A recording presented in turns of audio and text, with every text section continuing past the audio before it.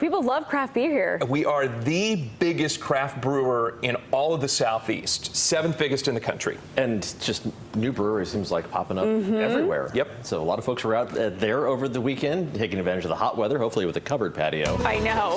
Yeah, more heat in store today. Let's take a look at what's happening outside right now. It's very warm and somewhat muggy. 68 degrees in Smithfield. Looking good from Johnston County. Looking good from Carter Finley Stadium as well. Just a few fair weather clouds out there.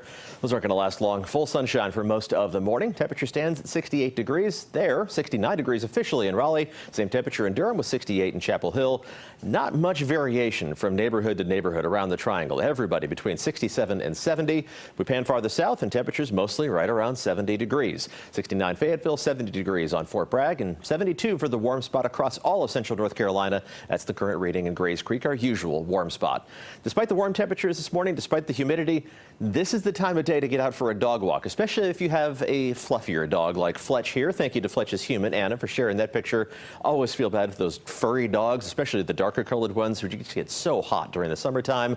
It's still springtime for another month, technically, but it feels like summer. Temperatures up into the mid-80s by noon, upper 80s close to 90 for highs this afternoon, with partly cloudy skies for most of the day, then chance of a shower headed our way by this evening. But temperatures are going to warm up freely as we go through the first half of today.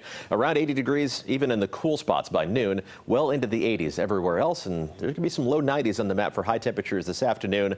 Before that chance of showers moves through this evening, brings in a slightly different air mass for the next couple of days. Futurecast is not overly impressed with our chances of rain. A little broken line of showers moving into our northwestern counties by 7 o'clock, but that kind of falls apart as we head through the evening. About a 1 in 3 chance of maybe a passing shower, a rumble of thunder in the distance as we head towards about midnight for our best chance of a shower overall. But then that gets out of here as we head towards early tomorrow morning, and most of the 7-day forecast is looking dry. And the little bit of rain that moves through is not going to be substantial enough to drop our pollen count to the low category. We'll have to settle for being in the medium category tomorrow and Wednesday.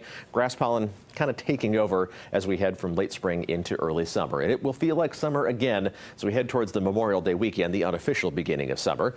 Into the 80s tomorrow and Wednesday, which is still slightly above average, but the humidity will be noticeably lower by tomorrow afternoon, and that makes a big difference. The humidity remains in check again on Wednesday, then the heat and the humidity return by Thursday, and especially Friday, Saturday, and Sunday. Look at these high temperatures in the low to mid 90s through the holiday weekend, with just that 20% chance of a pop-up shower or thunderstorm each afternoon, which means we're largely going to stay dry.